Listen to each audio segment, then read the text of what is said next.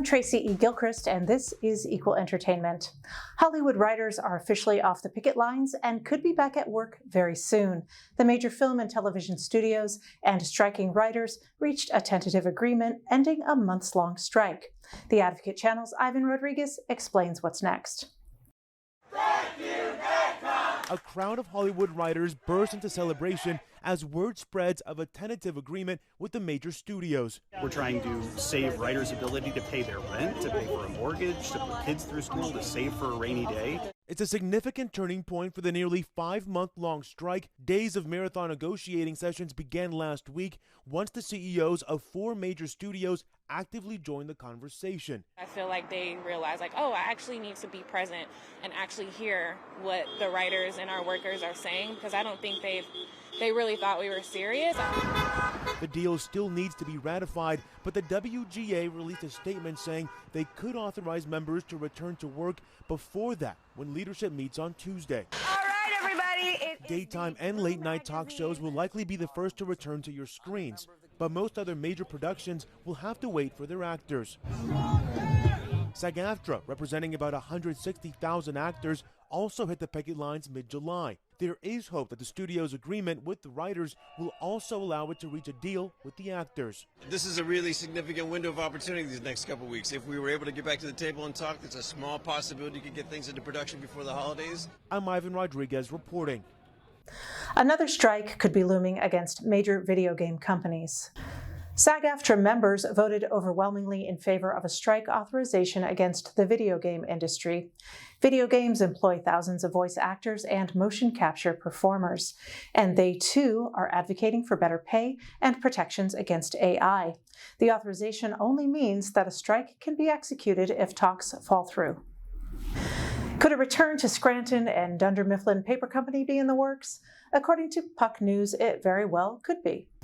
It's unclear if standouts Steve Carell, John Krasinski, Jenna Fisher, Mindy Kaling, and Rainn Wilson would be in it, but Puck writers Matthew Bologna and Jonathan Handel say original showrunner Greg Daniels is set to return.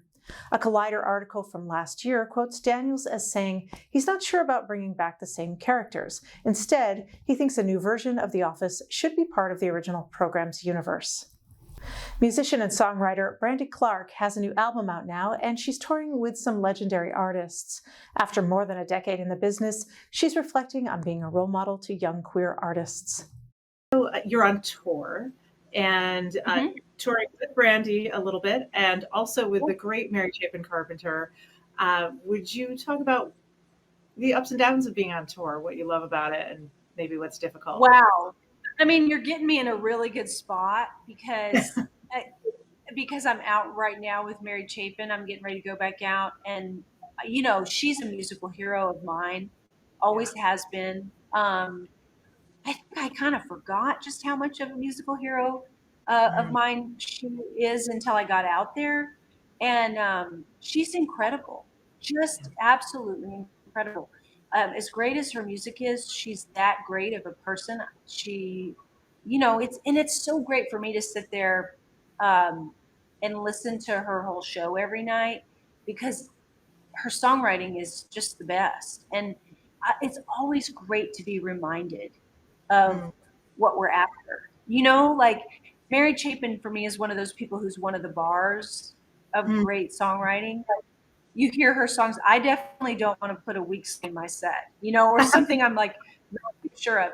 And so that's been incredible to be out with her. And it's really incredible to me to think back of when I first heard her music. And she asked me to come out and sing a few songs with her, and was surprised that I knew the lyrics. And I was like, oh, well, I used to do these in cover bands. So I know these songs, that's pretty cool. And then, with Brandy, you're just out with one of the greatest singers alive. Yeah. And, she's kind of all of it. And so I feel fortunate that I get to share the stage with both of those incredible artists. And then after this, Lori McKenna and I are doing a tour together, and she's one of my favorites, and I'm sure I'll be inspired every night. And then I'm out on my own for a bit, but I'm just at the kind of the beginning of my touring year, and it's been really incredible on these Mary Chapin dates how many people know this record already, because we chose to. Some of it was because of the timing, but then other parts of it was a really deliberate choice to let the record be out for a couple months before I started to tour, because usually, other than the pandemic, when I put a record out, I'm usually on tour when it comes out. And so this was different. And so I've been sitting here for a couple months. I shouldn't say sitting. I'm doing a lot of things, but not performing every night. And you can start to think, oh, are people loving this music? And so to get out there now on these shows with Mary Chapin and hear people excited and singing, and when I say I had a record come out in May and they all clap, I'm like, oh, they bought it. So that's pretty incredible for me. There's nothing like that exchange between artists and fans. I mean, and I've felt it from both sides. As a fan, I remember, going to shows and couldn't wait to hear certain songs and waited all show for something, and then you'd hear it and it was so amazing. And then as an artist, it's amazing to play those songs and feel that connection that fans have with them. So I feel pretty lucky right now. Yeah, wonderful. Well, we talked a little bit about your songwriting, your entry into songwriting, and, truth and songs that matter. And something very authentic about you is that you've been out for a long time in this business and you're a country musician. And of course, Nashville has been, well, Tennessee has been the seat of anti-LGBTQ plus bills and legislation. And so because of that, your music is kind of political in a way, just because you're authentically you. And would you talk a bit about what that's been like for you, and perhaps some response from fans who are grateful because your music helps them feel less alone?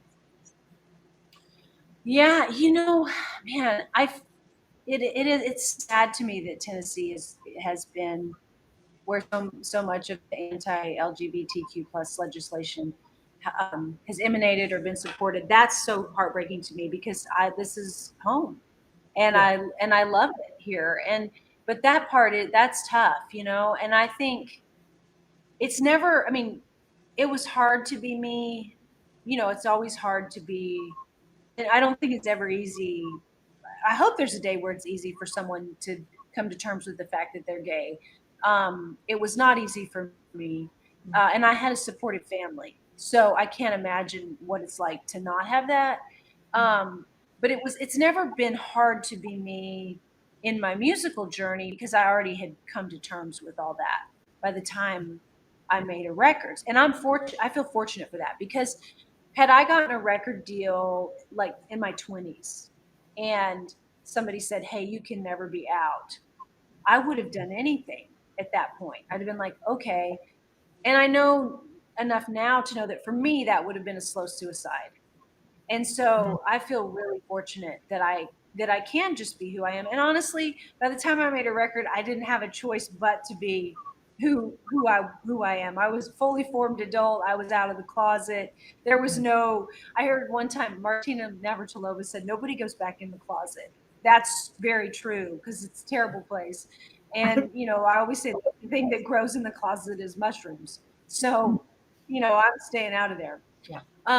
As far as the impact that me being me has had, it does make me feel good when I get messages from fans or other artists.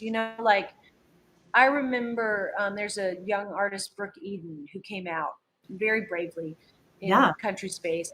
And I texted her, if I remember right. And I'm not going to quote this exactly right, I'm sure, but it was very moving to me.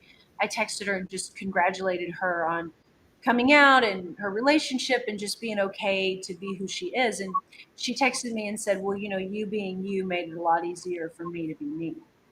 And that was not what I expected, because I don't even think of myself as being a big, for lack of better words, a big flag waver. I just am who I am. And Yeah. but I think just in being that, that was one of my prouder moments, honestly, was Yeah. when she texted me that. To think that I had that impact on her was, made me feel pretty good.